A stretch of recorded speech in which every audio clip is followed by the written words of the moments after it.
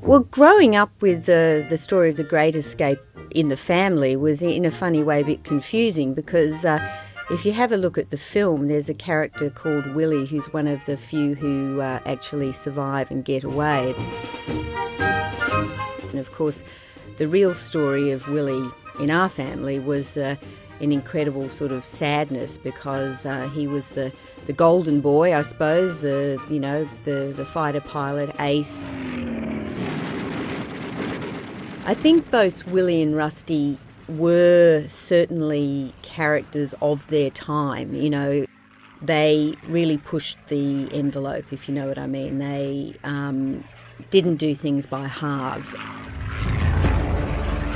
I think it's amazing that, you know, two boys who played rugby union at Shore on Sydney's North Shore, ending up in the same squadron, the 450s, the Desert Harassers, and very unfortunately both ended up being shot down at different times.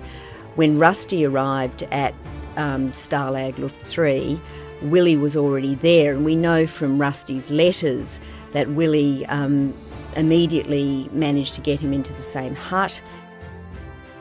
And they really trusted each other, and working in the tunnel underground, Willie was the chief carpenter. They worked in those tiny little alcoves. You really needed to, trust each other. I think what surprised me most about the exploration of the story was to discover there wasn't just one parallel, this incredible, coincidence of fates that brought Rusty and Willie together, that prior to the war there was another friendship. Willie was a surf lifesaver and a surfer. He had a very, very good friend, Hans Wick. He was a German immigrant, and he was the Australian longboard champion at the time. And they used to train together. And then, of course, when the war broke out, the Germans were our enemy, and suddenly Hans was very much out of favour, including with my own family.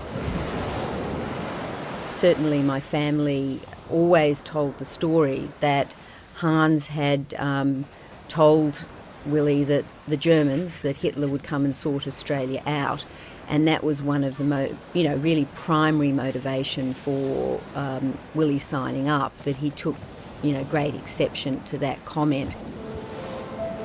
I did a bit of Googling, again, the magic of the internet, and extraordinarily enough, Willie's best friend, absolute best friend from pre-war, was still alive. Hans is still alive, but he's known as Harry. I was actually really quite nervous about approaching him. I only knew my family side of the story, of course. I was actually quite nervous.